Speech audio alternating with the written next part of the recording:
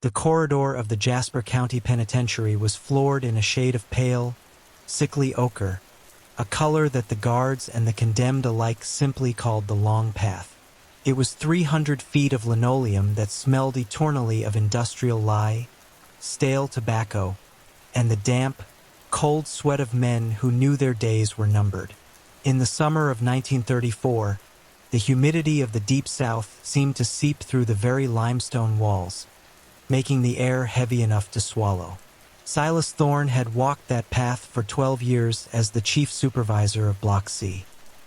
He was a man of measured steps and a quiet voice, possessed of a gravity that commanded respect without the need for a raised hand. Silas viewed his role not as a punisher, but as a transitional guide, a lighthouse keeper for souls drifting into an inevitable dark. He ensured that the men who reached the end of the long path did so with as much dignity as the state would allow, believing that the final moments of a life should not be defined by the crimes that brought them there, but by a quiet, professional mercy. Silas was flanked by his longtime friend and second-in-command, Elias Mose Vaughn. Mose was a man built like a granite cliff, with shoulders that seemed to span the width of the hallway, but he possessed a heart that bruised as easily as a ripened peach. He moved with a gentle clumsiness. His deep voice often hummed low spirituals when the block went quiet at night. Together, along with the reliable Dean and the aging Harry, they curated a sanctuary of somber order. They were a team bound by the shared trauma of their profession, maintaining a delicate psychological balance that kept the inmates calm and the guards sane. This equilibrium was their shield against the grim reality of the electric chair that sat waiting at the end of the ochre line, a chair they simply referred to as Old Sparky. However, the stillness of the block was forever altered the day Samuel walked through the heavy iron gates.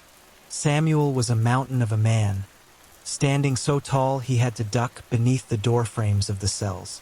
His skin was the color of deep mahogany, mapped with a terrifying network of scars, long, raised welts and jagged indentations that suggested a life spent surviving the unthinkable. He arrived in heavy chains that rattled with every step, his head bowed, his massive frame trembling with a rhythm that felt like a heartbeat. He had been sent to the path for the most heinous crime imaginable, the abduction and murder of two young twin sisters in a nearby farming community. The story told in the papers was one of pure, unadulterated horror. The girls found in his massive arms, their lives extinguished, and Samuel found howling in the dirt, covered in their blood. To the public, he was a demon. To the judge, he was a monster. But from the moment Samuel was locked into his cell, Silas felt a profound dissonance that he couldn't shake. This man, who could have snapped a guard's neck with a flick of his wrist, whimpered when the lights were dimmed for the night. He spoke in a voice that sounded like wind moving through dry grass, soft, hesitant, and perpetually apologetic. His eyes were the most striking feature. They weren't the eyes of a predator or a man consumed by malice. They were the eyes of a child trapped in a giant's body, filled with an ancient, weary sadness that felt entirely incompatible with the soul of a killer. Samuel spent his hours sitting on the edge of his cot, his hands resting uselessly in his lap, staring at the floor as if he could see the weight of the world moving beneath the linoleum. He frequently asked if the lights could stay on, admitting with a soft rumble that he was afraid of the dark. The arrival of Samuel coincided with a period of intense personal suffering for Silas. He was plagued by a chronic, debilitating internal ailment that felt like a hot coal pressed against his lower abdomen. It made every step on the ochre floor a gauntlet of agony, a sharp, stabbing reminder of his own mortality. He kept his pain hidden behind a mask of professional stoicism, not wanting to show weakness to the inmates or the junior guards, but the sickness was slowly hollowing him out. Samuel, despite his supposed cognitive limitations, seemed to sense this pain. He would watch Silas pass his cell, his brow furrowing in a look of intense concentration, his large hands twitching as if they had a mind of their own. One evening, when the rest of the block was settled and the only sound was the distant buzzing of the cicadas outside, Silas stood near the bars of Samuel's cell, gripped by a sudden, paralyzing spasm of pain. Samuel reached out with a speed that defied his massive size. He grabbed Silas by the waist and pulled him flush against the cold iron bars. Before Silas could cry out for help or reach for his baton, Samuel pressed his large, calloused palm firmly against Silas's torso. A heat, primal and golden, flooded Silas's body. It wasn't the heat of a fever, but a restorative, surging energy that felt like a summer sun blooming beneath his ribs. It moved through his blood, cauterizing the infection and knitting his spirit back together. Samuel's face twisted into a mask of pure torture. His chest heaved, his jaw clamped shut, and his eyes rolled back until only the whites showed. He seemed to be inhaling the very air out of the room. With a guttural, choked sound, Samuel leaned back and expelled a swarm of dark, buzzing shadows from his mouth. They looked like black moths, flickering and erratic, but they carried a weight of concentrated malice that made the air turn cold for a split second. They swirled upward, dissipating into the shadows of the rafters, leaving a faint smell of ozone in their wake. Silas stood back, gasping, his body suddenly light and his pain vanished as if it had never existed. He touched his stomach, expecting to feel the familiar ache, but there was only a profound sense of wellness. He looked at Samuel, who was now slumped on his cot, weeping softly into his hands. "I took it back," Samuel whispered, his voice trembling.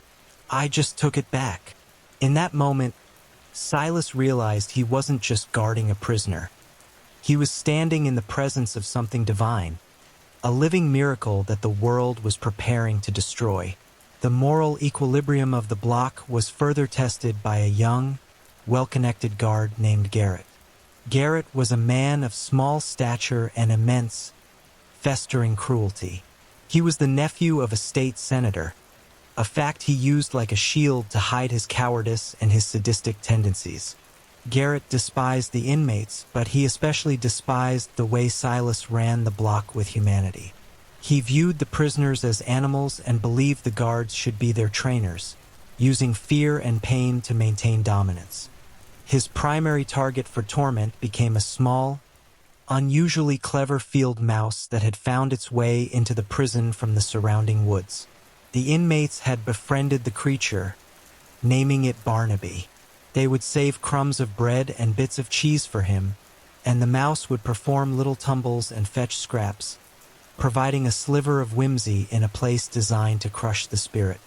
Even Mose and Dean grew fond of the creature, seeing it as a symbol of life's persistence in the face of death.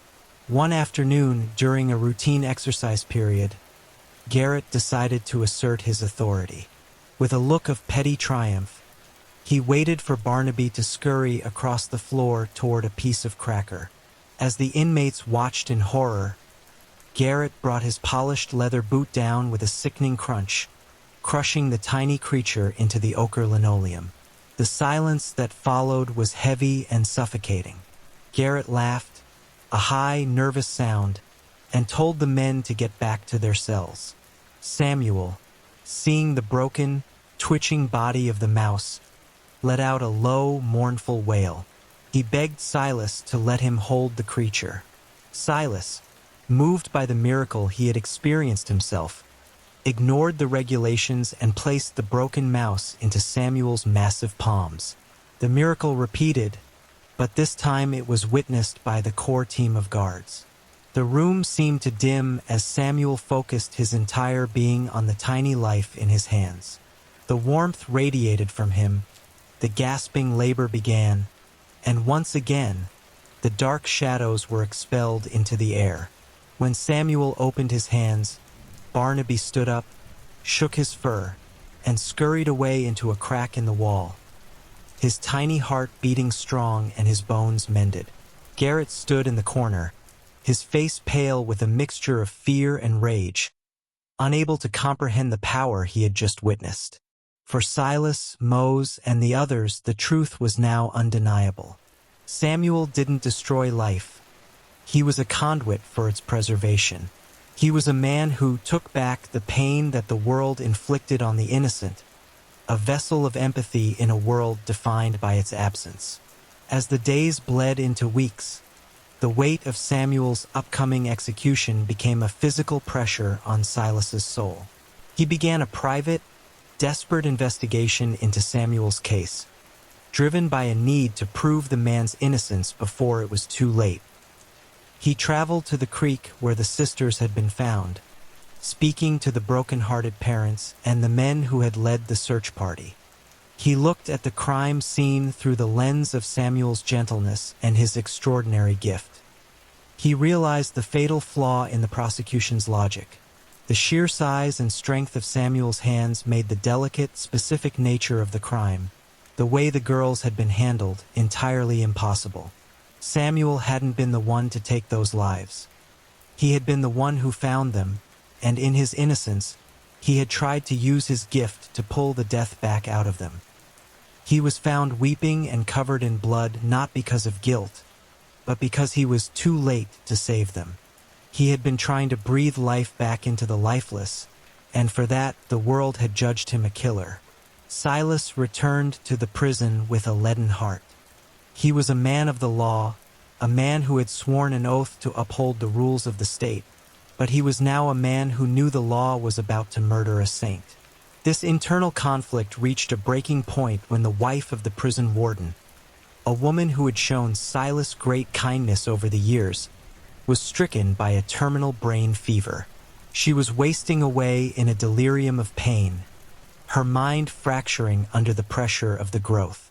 The warden, a man typically stoic and firm, was reduced to a ghost of himself, watching the woman he loved disappear into the dark. Silas knew there was only one chance to save her, but it required a betrayal of everything his badge stood for. He gathered Mose and Dean in the quiet of the guard room, the ochre floor stretching out before them like a silent witness to their decision. The decision to move Samuel was a heavy, silent pact made in the dim light of the guardroom. Silas, Mose, and Dean knew that if they were caught, they would exchange their uniforms for the very cells they guarded. But the weight of the miracle they had witnessed was greater than the fear of the law. Under the cover of a moonless sky, where the southern humidity clung to the skin like a wet shroud, they draped Samuel in a heavy coat and led him through the back tunnels of the Jasper County Penitentiary. The giant moved with a grace that belied his size, his eyes wide with a mixture of terror and wonder as he stepped onto the grass for the first time in months. They reached the warden's house, a stately, somber building that now felt like a mausoleum. Inside, the air was thick with the cloying scent of medicinal alcohol and the unmistakable, sharp tang of fading life. The warden, a man whose soul had been eroded by weeks of watching his wife slip away, met them at the door with a shotgun leveled at Silas's chest. His eyes were bloodshot, his hands trembling. But when he looked past Silas and saw the immense, sorrowful figure of Samuel, he lowered the weapon. There was a silent understanding between the men, a desperate, final hope that transcended the rules of the prison. They led Samuel into the master bedroom, where the warden's wife, Clara, lay in a delirium of pain. Her mind had been fractured by the pressure of a tumor that no doctor could touch. She was a woman of once vibrant spirit, now reduced to a hollowed-out vessel of screams and incoherent whispers. Samuel walked to the side of the bed, his massive frame casting a shadow that seemed to encompass the entire room. He leaned over Clara, his large, scarred hands trembling as they hovered above her brow. The room grew cold, the temperature dropping so sharply that their breath hitched in the air, and then a sudden, searing heat radiated from Samuel's body. He drew the black rot of the fever into himself, his chest heaving as if he were trying to swallow the ocean. His body racked with convulsions, the bed shaking under the intensity of the struggle. He was not just healing her. He was absorbing the very essence of her decay. When he finally pulled away, his eyes were glowing with a terrifying, righteous fire, and he did not release the dark shadows into the air. He swallowed them, his throat working as he forced the malice down into his own core. Clara opened her eyes, her mind clear, her gaze settling on the giant with a look of profound, peaceful recognition. The return to the block was a journey of silent, vibrating tension. Samuel sat in the back of the transport, his head bowed, his hands gripped so tightly together that his knuckles turned white. He was carrying a poison now, a darkness that he refused to let go of. When they arrived back at the ochre floor, the air on the path felt charged, as if a storm were brewing within the limestone walls. Garrett, the cruel junior guard, was waiting for them, his face twisted with suspicion and a petty need for vengeance. He began to berate Silas, threatening to report the unauthorized absence to the governor, his voice a shrill, irritating rasp in the quiet of the night. Samuel did not wait for the cell door to close. With a touch that was both a blessing and a final, crushing judgment, he reached out and took Garrett by the arm. He did not use his strength to break the man's bones. Instead, he opened the floodgates of the darkness he had taken from Clara. He transferred the poison, the concentrated essence of the tumor and the world's collective cruelty, directly into the guard. Garrett did not scream. He simply went still, his eyes glazing over as his mind shattered under the weight of the shadows he had always nurtured in others. It was a moment of absolute, terrifying cosmic balance. The man who loved to inflict pain was finally, irrevocably consumed by it, left a catatonic shell of a human being who would never speak another word. But the victory was hollow, for the date of Samuel's appointment with the chair remained unchanged. The state did not care for miracles. It cared for the closure of a file. On his final night, Silas sat with Samuel in the quiet of the cell. He offered the giant anything he wanted for his last meal, expecting a request for a feast. Samuel asked only for a simple piece of cornbread and a chance to see a moving picture, something he had heard about but never experienced. Silas arranged a projector in the hallway, and for 2 hours, they watched a film of people dancing and singing in a field of sunflowers. Samuel looked at the screen with a mixture of wonder and a deep, aching exhaustion. He turned to Silas and said, "I'm ready to go home now, boss." He spoke then of the noise in his head, the constant vibrating scream of all the world's hatred and pain that he felt as if it were his own flesh. He was tired of being lonely, tired of seeing the ugly in men, and tired of the sparks that flew when people were mean to each other. He told Silas that the world was too loud and too cruel for a man who could feel everything, and that the dark he was about to enter was the only place he might finally find some peace. Silas wept, a man of iron who had finally been broken by the sight of a saint seeking his own end. The final walk on the ochre linoleum was a procession of ghosts. Silas, Mose, Dean, and Harry walked in a funeral formation, their eyes wet with tears they no longer tried to hide from the other inmates. The men in the cells stayed silent, the usual jeers and clanging of cups replaced by a heavy, respectful stillness. When they reached the end of the path and stepped into the execution chamber, Samuel refused the traditional black silk hood. He looked at Silas and whispered a plea. "Please don't put that thing over my head, boss. I'm still a little bit afraid of the dark." Silas nodded, his heart fracturing as he tightened the leather straps.